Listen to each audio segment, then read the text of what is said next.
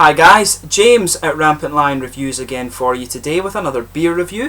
For this one we actually have quite a special review. Today we are going to go up to Iceland once again after quite a long absence, but for this one we're going to the small town of Selfoss, which is a really quite pretty town actually. I've been through there myself, but today we're going to have a taste of another beer from Ölvisholt Brugghús, and this one is the Lava, which is a smoked Imperial Stout, and according to ratebeer.com this is actually the best beer that you're going to find from Iceland as of July 2015. So I'm really looking forward to trying this one. I brought this back from my trip in Iceland last summer and I've been looking forward to trying it for you for some time. This was originally going to be saved for one of my kind of landmark reviews, like 600 or something, but I've brought it forward a little bit, and that's because of my friend Fabrizio Rossi, and he and his wife Tatiana are taking a trip to Iceland on the 18th of August 2015. So I'm timing this review for them so that it appears on the 17th of August, and the reason for this is that Fabrizio has a bottle of this beer that one of his relatives brought back for him from America,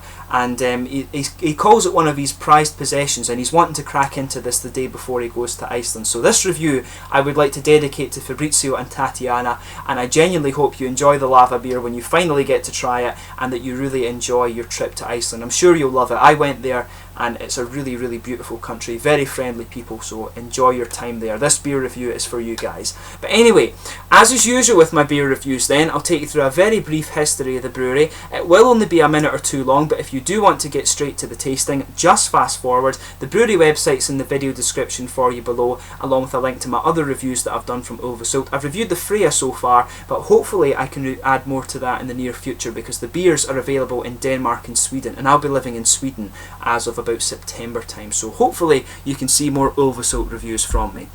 But anyway, as I told you before, this brewery are based in Selfoss in southern Iceland. If you go a little bit southeast to the south coast of Reykjavik, you will actually find Selfoss there, and it's a really quite pretty town actually. But this brewery opened on Jon's family farm in Selfoss in 2007, but the day before the official inauguration of the brewery, an earthquake which registered 6.1 on the Richter scale shocked southern Iceland, and the full combi tanks were actually swayed from side to side just because of the sheer power of this earthquake. But the equipment withstood the tremor, and it's still brewing some very nice beer to this day. But visitors at the opening said that the brewers must have been in contact with the Nordic gods, since their first beer was actually called Skafti, which actually translates into English as meaning quake.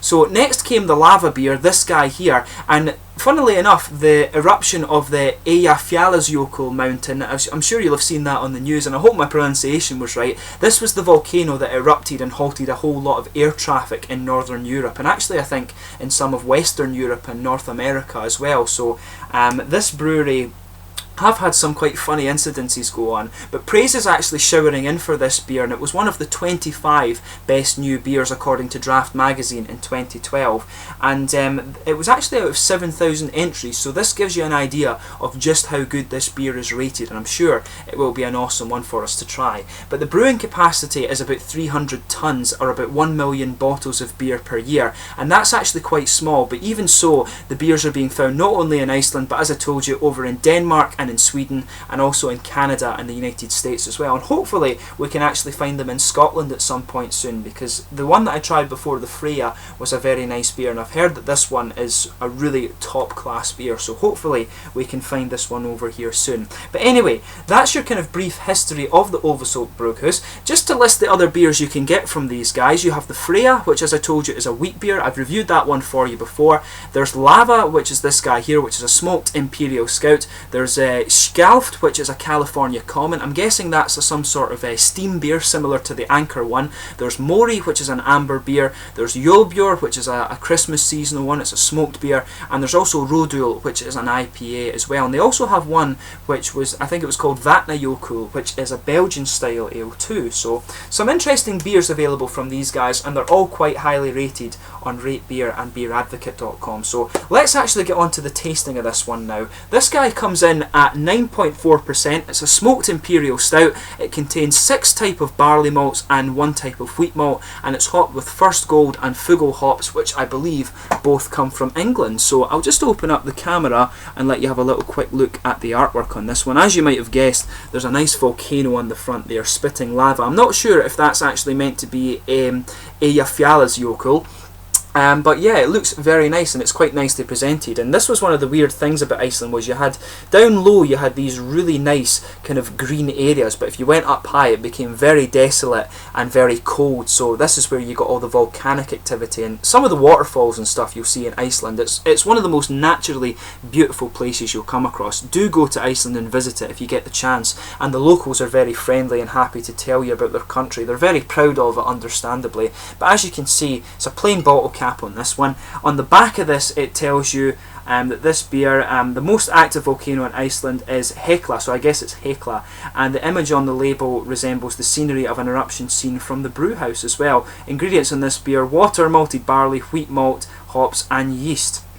And this one comes in at 9.4% on the Richter scale, and yeah, it's presented very nice. You can see on the back there, that's the symbol of the Ölvisholt Brugghús right there. It's not actually on the front right enough or on the bottle cap, so you can just see there, but it looks a very, very nice beer. So without further ado, let's get this guy open and we'll get on with the tasting here.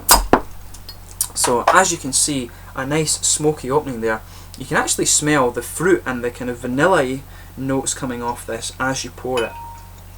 But this is really cool, this one. I'm glad that I was able to do this review for Fabrizio and Tatiana before they go on their trip. With them being from Brazil, it really is a kind of once-in-a-lifetime trip for them, and they're very excited to try this beer, as I'm sure you can guess. Fabrizio describes this one as one of his most prized possessions. He told me that they have a big 750ml bottle of it that they're really gasping to crack into, so I really hope that they enjoy it. So, as you can see, this beer has poured a really nice kind of ebony sort of, yeah, definitely a kind of ebony colour, very black. If I hold it up to the light, there's not even a ruby tinge to this, just, yeah, really not even a little bit of light coming through that at all. It's definitely a kind of ebony, dark black. As you could see before, there was about a half finger of a frothy kind of beige tan head on this, and that's actually just fading away to be a very thin foamy layer. But it looks very nice. There's some one or two big bubbles sticking to the side of the glass, but overall the carbonation's not really that visible. You can see one or two little bubbles just going up towards the bottom of the head, but other than that, not really visible at all. So there's a little bit of sediment just on the bottom of the glass there that I can see, but it looks very, very nice. So let's have a look at the aroma of this one.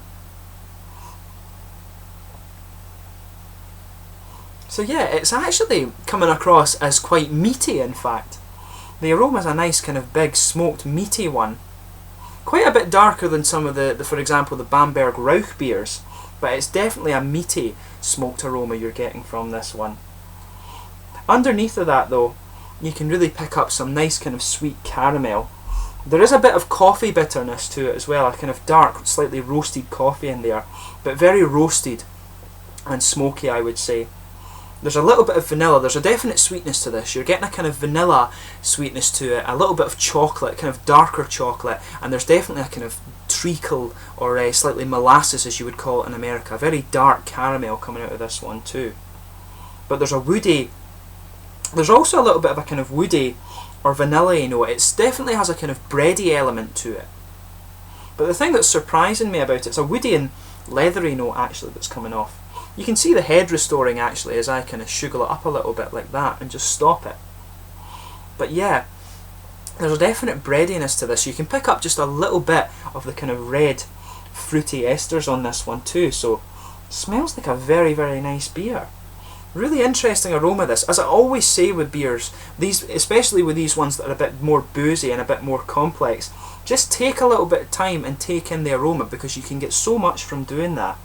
But that kind of big bready aroma, the kind of, it's almost like a kind of brown bread or slightly cakey aroma you're getting off this. That's exactly what you would expect from First Gold and Fuggles, particularly Fuggles hops actually.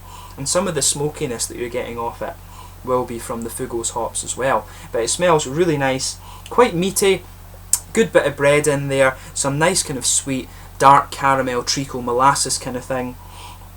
And a little bit of, just a little bit in the background of the roasted coffee. You're getting that on the back of the nose there, but there's a bit of fruity ester to it as well. There's a whole lot going on in the nose of this beer, so do just take your time with it. But without further ado, let's get stuck into this guy. So this is the Lava Smoked Imperial Stout from Ölvisholt Brugghús on Selfoss on the south coast of Iceland. So a toast to Tatiana and Fabrizio Rossi. I really hope you guys enjoy your 10 days in Iceland, and I hope it's amazing. I enjoyed it, so skål to you guys.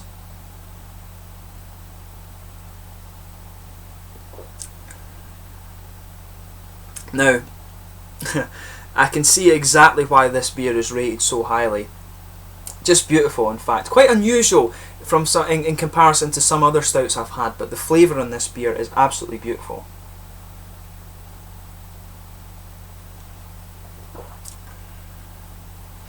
So the first thing I'm noticing about it is the middle of your palate really is kind of blanketed by this nice, slightly brown breadish malt flavour that comes in there. This kind of rye bread, that just blankets the middle of your palate, and as the flavour progresses into the aftertaste, you get a little bit of the kind of slightly roasted coffee bitterness coming out. That just builds, and it actually becomes a little bit juicy on the mouth as well, so very interesting.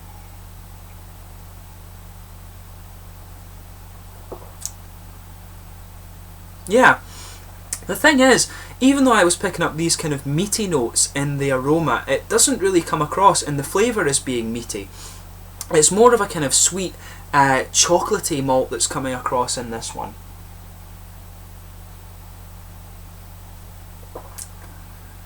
Yeah, there is a bit of chocolatey and vanilla in there, and there is an unusual sort of woody, slightly leathery element coming to it. Perhaps it's smoked with kind of wood logs and things, and that's where you're getting a little bit of this woody aroma coming from.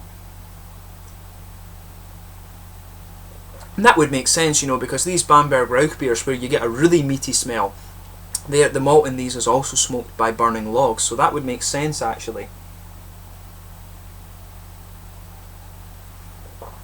But yeah, flavours in this beer really are beautiful. So as I was telling you, you get this big kind of brown bready malt base in there. That's the Fugl, the kind of the sort of barley malts that are giving you that. It's got a really kind of nice slightly brown breadish flavour that just blankets the tongue there. But you've got a nice kind of big roasted character to this, and that comes out particularly in the aftertaste. There's a little bit of smokiness to it as well. Not picking up so much of the meaty flavours in this, perhaps just a little bit in the aftertaste right in the centre of your palate, but the main flavours in this, it's a kind of nice coffee bitterness. It's not really too strong as you might get with some of the porter beers. It's more like a kind of nice mild coffee bitterness there, and in the middle of the palate you're actually getting a nice lingering, quite sweet, dark, almost slightly fruity dark chocolate there. It's very interesting, the flavours you're getting out of this.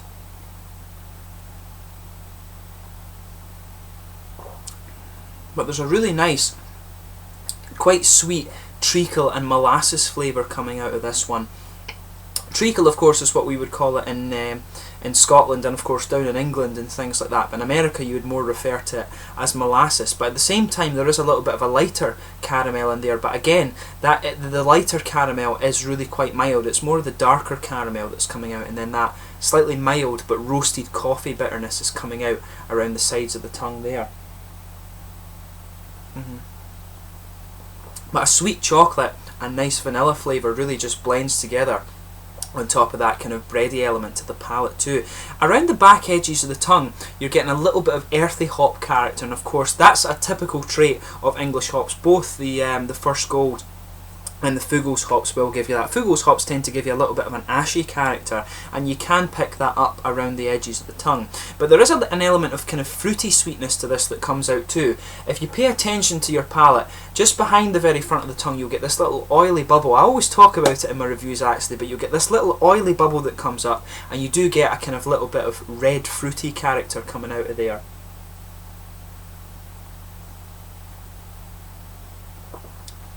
So if you pay attention to that, it's a little bit, I think the figs, a kind of figgy flavour is what's based on that, but there is an element of the sharper flavours which are more, the esters in there are kind of more resemblant of the likes of plums and raisins and stuff.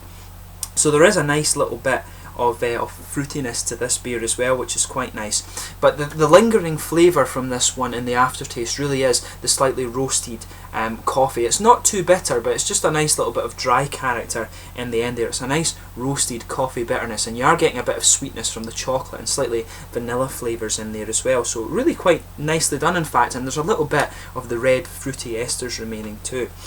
But in terms of the mouthfeel of this guy, definitely full bodied. It's a nice smooth carbonation in this one. It's a little bit oily as well, and that particularly helps bring out some of the sweeter chocolate and a little bit of the red fruit character as well. But there's a good bit of alcohol warmth on this. You can feel it just as it goes down here. It's not too forward in comparison to some other beers. It is a little bit more mild, but when it's 9.4%, you really would expect a little bit of it there. But there's a good roasted bitterness, which, as I say, comes into the aftertaste. It's not too prominent, but it's just nice and complements the flavours quite well. But there's a good malty sweetness in there too. The nice treacly caramel elements mixing very well with the sort of fruity esters in there, and the vanilla and chocolate coming out also. But it's a little bit dry in the end. I would say that your tongue does feel quite dry around the edges, but overall I can just summarise it for you. I can see why this beer is so highly rated on Rate Beer and beeradvocate.com. It really is a wonderful beer. But anyway, I hope you've enjoyed this beer review, and I hope particularly Fabrizio and Tatiana have enjoyed this one. I really hope you guys enjoy your trip to Iceland, as I've said before. But thanks again for watching this beer review. If you happen to have tried this beer yourself, please let me know in the comments section below. It's always interesting to read your comments, so please like my Facebook page that I've put in the description for you below, comment and let me know your own thoughts on this beer, and like, subscribe, share, all the usual YouTube stuff. I hope you've enjoyed this beer review. I've got another 1 or 2 Icelandic beers to do for you quite soon, so you can look forward to that. But thank you in the meantime, and slàinte for now.